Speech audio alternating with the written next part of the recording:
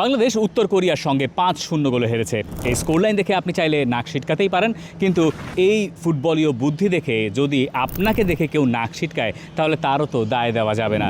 দুটোই আসলে ব্যক্তি স্বাধীনতা, কিন্তু বাস্তবতা হচ্ছে বাংলাদেশ আর উত্তর কোরিয়ার ওই তফাতটা ফিফা র্যাঙ্কিংয়ে 9 এবং 112 নম্বর দেশের যে তফাত থাকার কথা ছিল, ঠিক সেই তফাতটাই দেখা গেছে ম্যাচে। সেই তফাতটা ফুটে উঠছে পুরো 90 মিনিটের ম্যাচে। এখন এই হারা ম্যাচের পাঁচমিশালি কেই বা শুনতে চায়, তবুও চলুন আমরা কথা বলি বাংলাদেশ ভার্সেস উত্তর কোরিয়ার এই ম্যাচ নিয়ে, যা আপনি দেখেছেন, যা হয়তো মিস করে গেছেন, সব কিছুই 5 পয়েন্টে। Number 1, reality check. অবশ্যই এটা রিয়েলিটি চেক কোনো অর্থেই নয়। উত্তর কোরিয়া দেশটার ফুটবল সম্পর্কে আপনি আসলে কতটুকু জানেন? আশা করি আপনি সবটাই হয়তো জানেন। আমরা কোন রোড দিয়ে বাড়ি বানাবো? বাংলাদেশের নাম্বার 1 স্টিল বিএসআরএম। এবং সেটা আপনি জেনে থাকলে আপনি জানেন বাংলাদেশ আজকে যে প্রতিপক্ষের মুখোমুখি হয়েছে তাদের সঙ্গে এই হারটাও মোটেই নাক ছিটকানোর মতো একেবারেই কিছু নয়, বরং এটাই বাস্তবতা। এই উত্তর কোরিয়া দলের ফুটবলাররা কিছুদিন আগে আন্ডার-20 ফিফা ওয়ার্ল্ড কাপ জিতেছেন, আন্ডার-17 ফিফা ওয়ার্ল্ড কাপ জিতেছেন, এবং তাদেরকে ধরা হচ্ছে 2027 সালের বিশ্বকাপের, মানে ফিফা ওয়ার্ল্ড কাপের এক্স্যাক্টলি, যে ব্রাজিল আর্জেন্টিনা আপনি যাদেরকে চেনেন, সেই বিশ্বকাপের ফেভারিট ধরা হচ্ছে এই কোরিয়া ডিপিআরকে। সেই দলের খেলা আপনি মাঠে দেখেছেন নিশ্চয়ই, মানে যে খেলাটা বাংলাদেশের সঙ্গে তারা খেলেছে, এত স্মুথনেস, তাদের ভেতরে এত অ্যাথলেটিসিজম, তাদের ভেতরে এত শার্পনেস, তাদের ভেতরে এত মোবিলিটি। বিশ্বের নাম করা যে কটা দেশ আছে যারা উইমেন্স ফুটবলে ভালো, তার ভেতরে এই দেশটা একটা।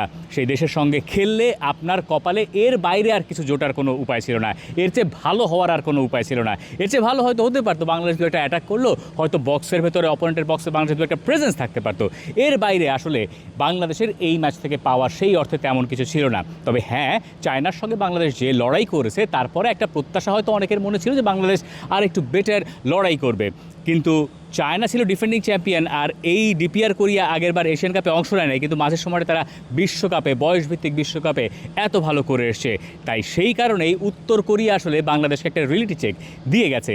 এই উত্তর কোরিয়ার ফুটবলাররা চাইলেই আসলে, মানে যে কোনো ফুটবলারই খেলতে পারতেন ইউরোপের ক্লাবগুলোতে, Real Madrid, Barcelona, Arsenal, Chelsea, you name it, PSG, সবগুলো দল তাদেরকে পেতে চাইতো, কিন্তু তারা যে কারণে ইউরোপে খেলতে পারে না, কারণ তাদের ওই যে স্যাংশনের একটা ব্যাপার আছে। উত্তর কোরিয়া তো নিজেদেরকে গুটিয়ে রেখেছে, সেই কারণে এই প্লেয়াররা মূলত আসলে বড় অংশে ইউরোপে খেলতে যান না বা পারেন না। কিন্তু তাদের পারফরমেন্স গোটা বিশ্ব জানে, গোটা উইমেন্স ফুটবল জানে যে এই উত্তর কোরিয়া আসলে কত ভালো। সেটা বাংলাদেশ আসলে টের পেল। পিটার বাটলার ম্যাচ শেষে বলেছেন এই হারে তার কোনো রকম কোনো লজ্জা নাই, কিছুই নাই, খুবই স্বাভাবিক। হারের সঙ্গে, জয় পরাজয়ের সঙ্গে, খেলাধুলার সঙ্গে আসলে লজ্জা শব্দটাই যায় না। কিন্তু এই যে রেজাল্টটা, এই রেজাল্ট নিয়েও অস্বস্তির কোনো কারণ নাই। বাংলাদেশ এই পর্যন্ত আসতে পেরেছে এবং এই পর্যায়ে আসতে পেরেছে। উত্তর কোরিয়ার মতো দল তাদের প্রতিপক্ষ, এটাই বরং বাংলাদেশের জন্য স্বস্তির খবর। আবার বাংলাদেশ ওই যে চায়নার সঙ্গে ভালো করেছিল, এই কারণে হয়তো উত্তর কোরিয়া আরও বেশি সিরিয়াস হয়ে গেছে। সিরিয়াস হয়ে বাংলাদেশকে তারা ডিল করেছে, এরপরে ফলাফল যা হওয়ার তাই হয়েছে। বাংলাদেশের এখান থেকে মাথা উঁচু করে দাঁড়াতে পারতে হবে, এবং বাংলাদেশ জানে এই ম্যাচ হেরে তাদের আসলে এমন কিছু যায় আসেনি। হ্যাঁ, স্কোর লাইনটা হয়তো 3-0 হলে একটু শ্রী থাকতো, স্কোর লাইনটার 5-0 হয়েছে উইমেন্স ফুটবলে। এই স্কোর লাইনটা আসলে একেবারে বিশ্রী হিসেবে আপনি কোনোভাবেই বলতে পারবেন না। এই দলের যে ফারাক, তারপরে তো আরও বেশি না। এবার আসলে পয়েন্ট নাম্বার 2, মিলিকে নিয়ে একটু কথা বলতে চাই। বাংলাদেশের গোলকিপার যদি এই ম্যাচে অতিমানবীয় কিছু সেভ না করতেন, বাংলাদেশের স্কোর লাইনটা আসলেই কুশ্রীতে পরিণত হতে পারত। এই মিলি, যিনি তার নিজের ক্যারিয়ারের মাত্র দ্বিতীয় আন্তর্জাতিক ম্যাচ খেলতে নেমেছেন, তার ওই একের পর এক অবিশ্বাস্য সেভে বাংলাদেশ বেশ খানিকক্ষণ সময় ম্যাচে টিকেছিল। বাংলাদেশের বাকি জায়গাগুলোতে আসলে বাংলাদেশ সেভাবে ওয়ার্কআউট করতে পারেনি। বাংলাদেশের গোলকিপারকে তাই অনেক বেশি লোড নিতে হয়েছে। বাংলাদেশের গোলকিপার শুরু থেকে শেষ পর্যন্ত এমন সব অবিশ্বাস্য সেভ করেছেন যে এরপরে ম্যাচ শেষে এএফসির লোকেরা খুঁজেছেন এই মিলিকে। তাকে নিয়ে প্রেস কনফারেন্সে প্রশ্ন করেছেন বিদেশি সাংবাদিকরা, কোচের কাছে জানতে চেয়েছেন যে গোলকিপার এত ভালো কী করে করলো, কারণ এই গোলকিপার মিলির গল্পটা এখন বিশ্বজোড়া লোকে জেনে গেছেন। এই কারণেই দেশ বিদেশের সাংবাদিকরা এখন ওই গল্পটা খুঁজছেন। আমরা নিশ্চয়ই দেশি মিডিয়াতে এরই মধ্যে খবর পেয়ে গেছি যে তার বাবা আসলে কি করে বিভিন্ন সময় দোকান দিয়ে কলা বিক্রি করে তাকে, এই মিলিকে, একজন গোলকিপারে রূপান্তর করেছেন, ফুটবলারে রূপান্তর করেছেন। মিলি আমাদেরকে একটু আগে জানাচ্ছিলেন তিনি সবসময় ছেলেদের সাথে উঠবস ছিল তার, মানে যেটা হয় যে অনেক সময় থাকে না যে অনেক ছেলের ছোটোবেলায় হয়তো মেয়ে বন্ধুর সাথে উঠবস, অনেক মেয়ের হয়তো ছোটোবেলায় ছেলে বন্ধুর সাথে উঠবস। এবং মিলির চুলের কাটটা দেখতে পারেন, যেটাকে এলভিস প্রিসলির সঙ্গে তুলনা করেছিলেন পিটার বাটলার। তার ভেতর ওই ব্যাপারটা হয়তো আছে, কিন্তু এটা নিয়ে তিনি তার গ্রামে বহু কথা শুনেছেন, কটু কথা শুনেছেন। হাফ প্যান্ট পরে খেলতে যান বলে তাকে অনেক কটু কথা শুনতে হয়েছে, অথচ বিদেশি সাংবাদিকরা তাকে এখন খুঁজছেন। লাইন ধরে আমাদেরকে মিলিকে পেতে হয়েছে, কারণ আমরা আগে চেয়েছি যে ওখানে বিদেশি সাংবাদিকরা মিলিকে পাক, আমরা তো তাদেরকে নিয়মিত পাই, পুরো বিশ্বজুড়ে খবরটা যাক। এবং মিলির এই সংগ্রামের খবর এখন গোটা বিশ্বজুড়ে লোকে জেনে গেছে। এশিয়ান ফুটবল কনফেডারেশনও সেটাকে এখন হাইলাইট করছে। এটাকে বলে এশিয়ান মঞ্চ, এটাকে বলে আসলে বিশ্বমঞ্চ। আমরা অনেক সময় বিশ্বমঞ্চ বলতে বাংলাদেশে যে ব্যাপারগুলো গুলিয়ে ফেলি, কিন্তু আসল মঞ্চ আসলে এটা, যেখানে আপনি পারফর্ম করবেন, একটু আপনাকে জানবে গোটা বিশ্ব। তার আগে অবশ্য আপনার বহু বহু শ্রমের গল্প আছে। মিলি আসলেই একজন তারকায় রূপান্তর হচ্ছেন। মিলিকে নিয়ে লোকে এখন কথা বলছেন। মিলি যে ধরনের সেভ করছেন তাতে বাংলাদেশ আশ্বস্ত হতে পারে। বাংলাদেশ একজন টপ ক্লাস গোলকিপার পাওয়ার পথে হয়তো আছে, যেটা তারা আবিষ্কার করলো। মনে রাখা দরকার এই টুর্নামেন্টে এসে, তার আগে কিন্তু নয়।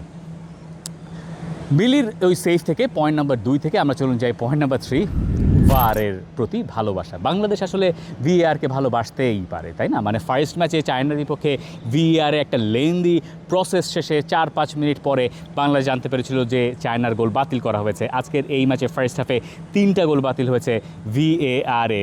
ভিএআর আমরা এর আগে কি বাংলাদেশের ফুটবল আসলে জানতো না বা চিনতো না। বাংলাদেশের ফুটবলে ভিএআরের ইনক্লুশন আগে ছিল না।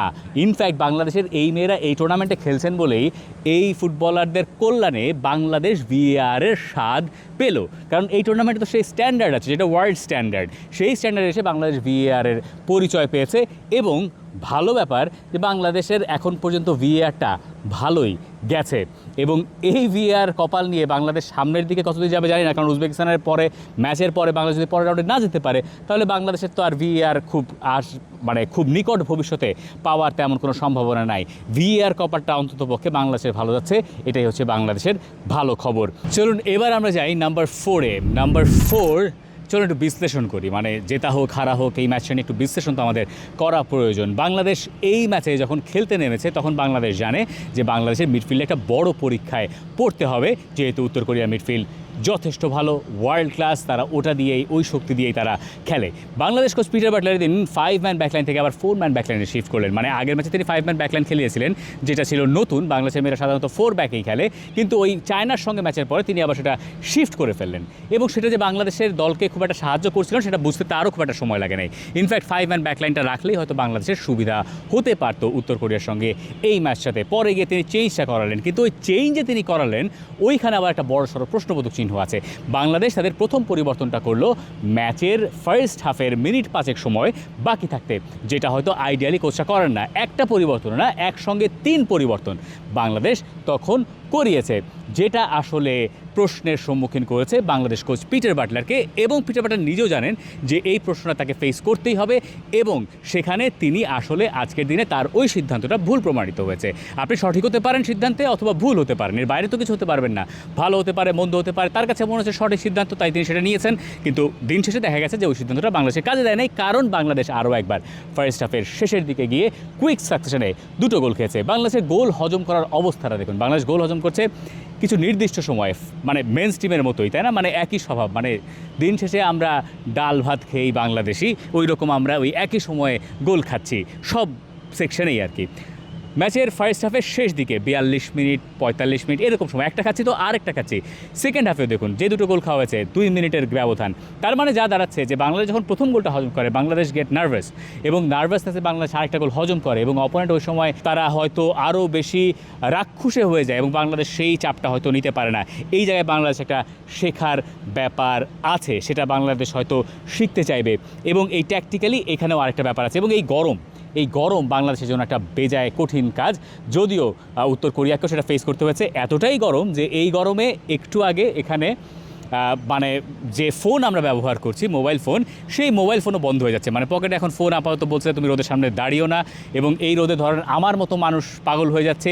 প্লেয়াররা হয়তো আমার মতো না, তাদের ফিটনেস লেভেল অনেক ভালো, কিন্তু তারাও বলছে এই গরম তারা নিতে পারছেন না। আমি আমার কথা বলছি কারণ আমার ধারণা আপনারা সেটা রিলেট করতে পারবেন। টেম্পারেচার দেখে অনেক সময় বোঝা যায় না যে এই রোদের ঝাঁজ আসলে কতখানি। বাংলাদেশে এমন রোদ পড়ে কালে ভদ্রে বছরে 2-1 দিন হয়তো।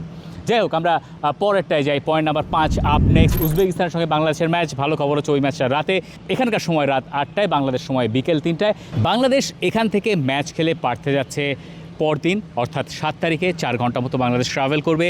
7 তারিখে এরপরে ট্রেনিং করার সেরকম কোনো ব্যবস্থা নাই। 8 তারিখ একদিন ট্রাভেল করে বাংলাদেশকে পার্থে গিয়ে সেই ম্যাচটা খেলতে হবে। আর সিডনির অধ্যায় আপাতত শেষ, যদি না বাংলাদেশ ওই উজবেকিস্তানকে হারাতে পারে। উজবেকিস্তানকে হারালে বাংলাদেশের একটা সম্ভাবনা থাকবে পরের রাউন্ডে যাওয়ার, এবং তারপরে আবারও বাংলাদেশকে হয়তো এই টুর্নামেন্টে টিকে থাকতে পারার সেই সুযোগটা তৈরি হবে। কিন্তু দিন শেষে ঘটনা হচ্ছে এরকম যে বাংলাদেশ উজবেকিস্তানের সঙ্গে পারুক আর নাই পারুক, আমরা বোধহয় একটা জিনিসই বাংলাদেশকে চাইব, বাংলাদেশ মাথা উঁচু করে এখান থেকে যাতে মাঠটা ছাড়ে, এই টুর্নামেন্ট থেকে বিদায় নেয়। বাংলাদেশ ফার্স্ট টাইমার হিসেবে এরই মধ্যে প্রশংসা কুড়িয়েছে। তো বাংলাদেশের লক্ষ্যটা আসলে উজবেকিস্তানের সঙ্গে লড়াই করা, মাথাটা উঁচু রাখা। For more updates, subscribe to our YouTube channel and click on the bell icon. Follow us on Facebook and Instagram. Download T-Sports app to enjoy exciting games and highlights. Visit tsports.com.